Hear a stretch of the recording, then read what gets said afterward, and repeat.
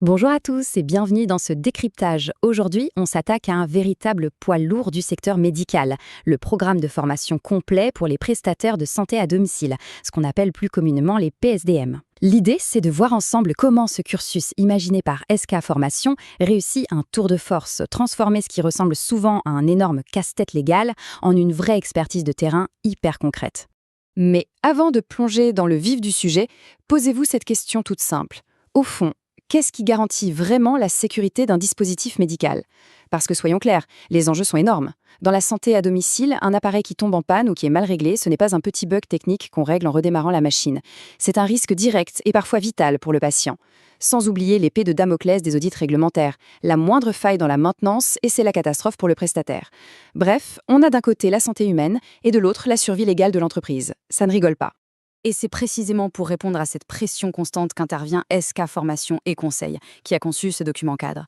On ne parle pas juste d'une petite remise à niveau, mais d'une solution complète, qui a un but très clair, s'assurer que chaque technicien sur le terrain soit irréprochable et surtout que l'entreprise puisse passer un audit haut la main sans transpirer. 30. Gardez bien ce chiffre en tête. 30 ans, c'est l'expérience accumulée sur le terrain par Saad Kanaan, le concepteur de ce programme. Et ça change tout. Ce n'est pas une formation pondue dans un bureau par quelqu'un qui n'a jamais touché un tournevis. On parle de 3 décennies passées à faire de la maintenance biomédicale, à gérer des audits de qualité et à manipuler la majorité des marques distribuées en France. C'est cette légitimité qui donne tout son poids au parcours. Alors, comment ça s'organise concrètement ? Le programme est structuré autour de 5 grands piliers. On va d'abord voir les enjeux, puis la réglementation, ensuite on passera à la technique pure, on enchaînera avec la qualité et les cas pratiques, pour finir sur l'évaluation et les modalités. Allez, c'est parti avec notre première partie, les enjeux du PSDM. On pourrait se demander à qui s'adresse toute cette montagne de connaissances. Eh bien, c'est super large.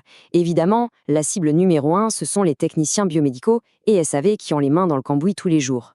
Mais ce qui est intéressant, c'est que ça s'adresse aussi aux responsables qualité, à ceux qui sont en pleine reconversion et même aux patrons de PME qui veulent blinder leur processus.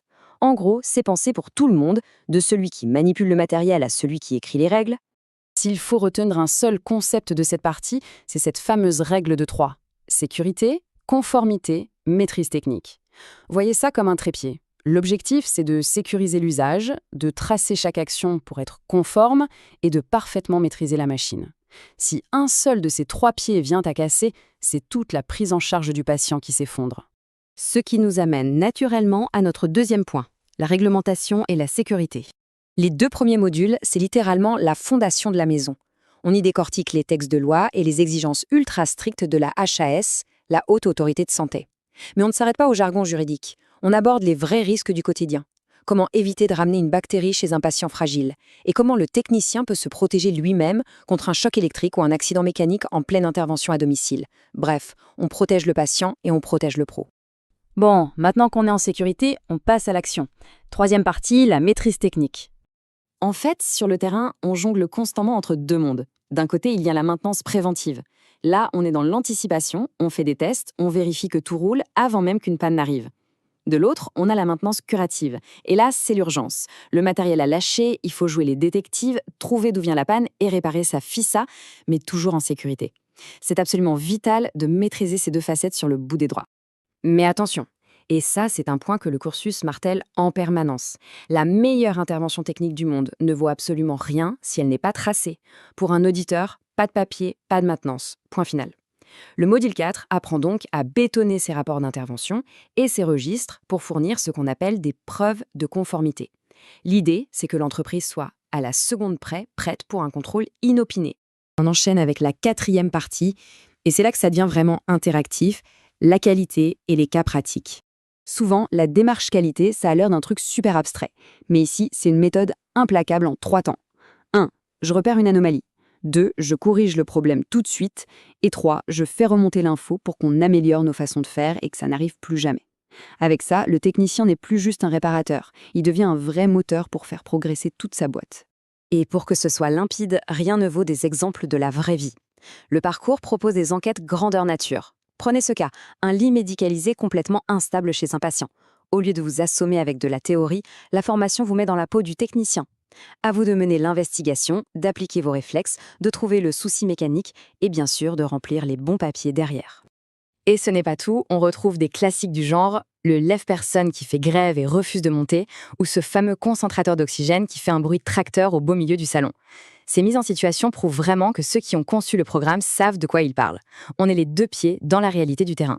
On arrive enfin à notre dernière partie, l'évaluation et l'organisation pratique.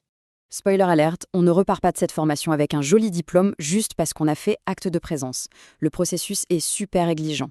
Ça commence avec des quiz à chaque fin de module pour être sûr que ça suit, ça culmine avec une grosse étude de cas bien complexe et ça se termine par un grand quiz final de validation.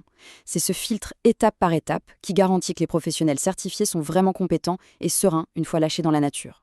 Côté logistique, c'est littéralement à la carte pour ne pas bloquer l'activité des entreprises.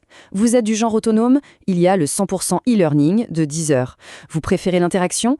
Optez pour la journée intense de 7 heures en présentiel ou en visio. Vous avez des besoins hyper spécifiques sur plusieurs appareils? La formule hybride, sur mesure de 2 jours est là pour ça. Il y a une solution pour chaque emploi du temps et pour chaque budget. Ah, et je veux vraiment prendre une seconde pour souligner ce point. L'accessibilité. C'est loin d'être un détail. Le cursus propose des documents en format facile à lire et à comprendre, avec des polices adaptées, des contrastes renforcés et même l'attribution de temps supplémentaire ou d'un référent handicap si besoin. Le message est fort, aucune barrière ne doit empêcher quelqu'un de monter en compétence. Alors, pour boucler ce décryptage, voici la vraie question qui doit rester en tête. Avec la pression croissante des autorités de santé, se former n'est plus une option. La question c'est: comment garantir une conformité totale à chaque intervention sans jamais trembler face à un audit? Ce parcours apporte exactement la feuille de route pour y arriver. C'est un grand pas en avant pour professionnaliser et sécuriser tout le maintien à domicile. Merci d'avoir suivi cette analyse, on se retrouve très vite.